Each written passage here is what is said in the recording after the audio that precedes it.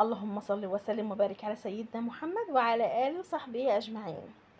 النهاردة طبعا مين بقى زيي طول النهار في الدروس مع البنات الصغننين اللي في كيجي واللي في أولى ابتدائي، فجاية بقى آخر النهار مخلصة، فعايزة أكلة سريعة زي ما بيقولوا. كنت مطلعة فراخ، كنت مربية تربية فراخ بيضة، فكنت حاطة الصدور لوحدها وحاطة الوراك دي كانت لوحدها عشان أعمل بانيه أعمل حاجة تانية.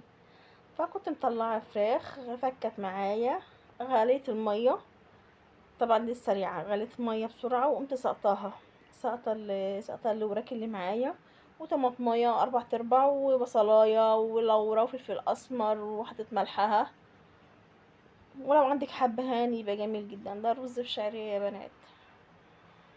جبت حله معايا وجبت حبه زيت وحبه سمنه، طبعا عشان الشاي تبقى معاكي حمرا لونها جميل متتلهفش منك وتبقى سمرة معاكي وتسمر معاكي الرز، بيبقى سمنة على زيت، بيبقى لونه الشعرية جميل جدا معاكي.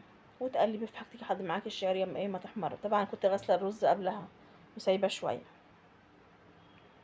البنات اللي متعرفش تطبخ رز ما تنسوش تشتركوا في القناة عشان يوصلكوا كل جديد. هحمر معاكم الشعرية زي ما انتم شايفين كده، وهنزل بالرز بتاعي. شفتوا لون الشعرية عامل ازاي؟ السمنة مع الزيت بيديكي اللون ده، لكن لو زيت لوحده بيديكي ممكن ينحرق منك بسهولة.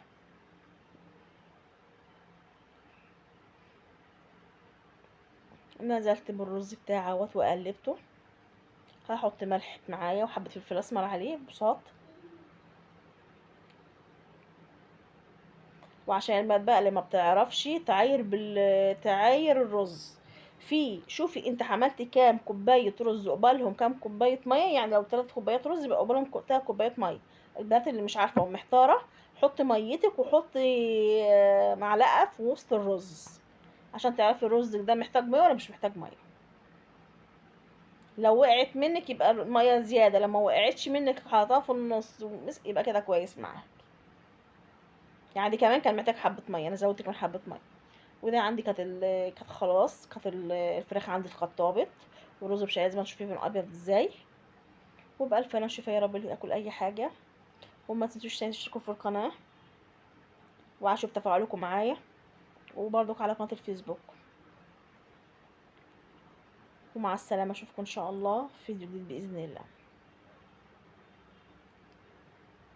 ربنا يجعل يا رب دايما بيوتنا مليانه بالخير وبالعمار يا رب. مع السلامه. مع السلامه.